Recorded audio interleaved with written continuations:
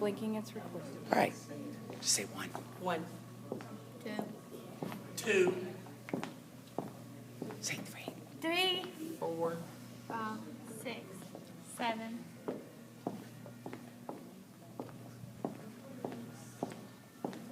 8, 9. 10. Thanks.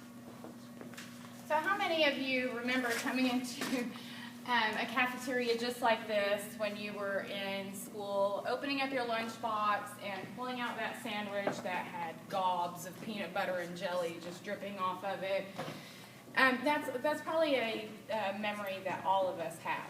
At some point in time, we all enjoyed that good peanut butter and jelly sandwich that Mom packed in our lunches for us. But did you all know that that one sandwich could kill a child? Not only that, but a child who has a peanut allergy does not have to come in direct contact with an actual peanut in order to have a reaction. If that seems too dramatic, also, a child's peanut allergy can affect another child's education within the classroom. Peanut allergies are on the rise, and the combined percentage of children with a tree nut and peanut allergy was 2.1% in 2008, and that's compared to a 0.6% in 1997. That is triple the amount of peanut allergies. If you think that peanut allergies do not affect your child, you're probably mistaken. 6 to 8% of school-aged children are affected by peanut allergies or have peanut allergies. When a child in a classroom has a peanut allergy, there can be a range of symptoms. Some of them are typical: a runny nose, red cheeks, problems coughing, sore throat, your typical allergic reactions that everybody basically knows to look for. Other symptoms are not so typical with peanut allergies, though.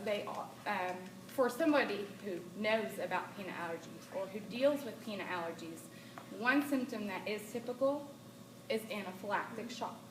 Anaphylactic shock is a form of shock that a child goes into when their body is subjected to the allergen or to the peanut allergen.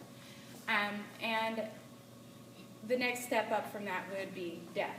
There are children who have as severe of an allergic reaction that it could cause death.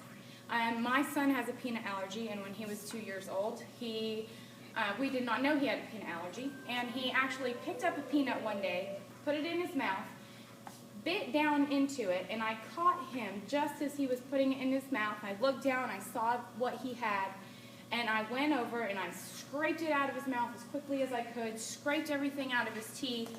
2 minutes later, his nose was swollen. His nostrils were almost swollen shut.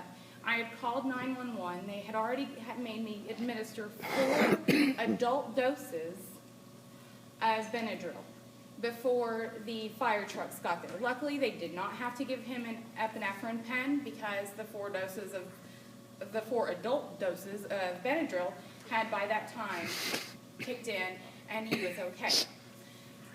Were this happened in school, and say we didn't know that he had a peanut allergy, the school is not allowed to give my child an EpiPen unless he has papers from his doctor stating that he has this allergy. Many kids go without knowing that there is such an allergy. Another way that peanut allergies show through in children, and this is very commonly unknown, is through their behavior.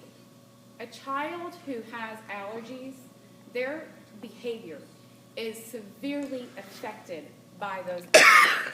And a child who has an allergic reaction to peanuts and say they're having an allergic reaction, they can act out in class.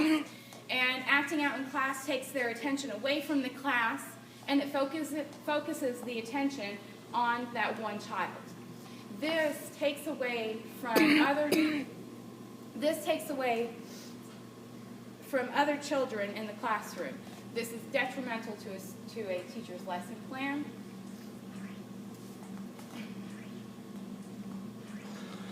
and can have major effects on a child. Throughout the course of a year, should this continue happening, your child is at a loss for this. They are at a loss. I've seen this with my own son many, many occasions. Another way that peanut allergies affect children is they are singled out. They're excluded from activities, from crafts, from parties. My son couldn't go to his Christmas party one year because they decided to have Chick-fil-A. Chick-fil-A only fries in peanut oil. Was that fair to my child? No. So when I said something to the school, they made it to where for the rest of the year the classroom could have no parties. This singles out the child with the allergy. This teaches other children to single out that child. So then you go into the cafeteria at lunch, and a child with a peanut allergy that is in a school that does not have a peanut-free zone will sit at a peanut-free table, which is usually excluded from the rest of the students. And this is during a time when children are developing when they're building their social developmental skills. They do this during the time of community within the school. Children are missing out on that. They're sitting by themselves over at a table. Other children see that there's a difference in that child, when really there is no difference, they just have an allergy. The solution to this, remove peanuts from schools. Union County did this already. My son goes to Knox County Schools, and Knox County Schools says that this is an impossibility. It isn't an impossibility. It's completely possible. And it starts with the parents. Stop sending peanut products to school with your children. Be aware of what you're sending. Read labels. Know that when something says that it was processed in a facility that manufactures peanuts, that could kill a child. Do not send these items to school, because if the parents take the initiative to step up and do it first, then the school board will see that the parents don't mind this being implemented. They understand the importance, and they know that action has to be taken.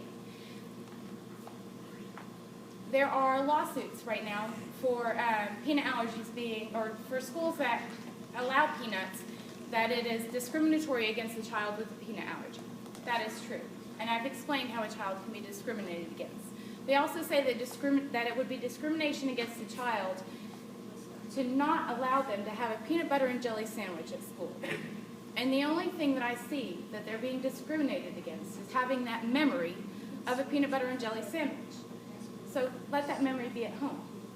Not in a school where that memory could actually cause a child to remember that they handed a peanut butter and jelly sandwich to a child who had anaphylactic shock, and they had to witness that. There are a million reasons why we shouldn't have we shouldn't have peanuts in school. But the initiative starts with you all. If you all take the steps, stop sending peanuts to school, and then get with your school board. Start going to school board meetings to help the schools realize that this is something that it is okay for their system to take on. Then we could stop what is happening to what seems like a very few number of children, but on a large scale, it's no longer a few. It's a very big problem. Thank you all very much for your time.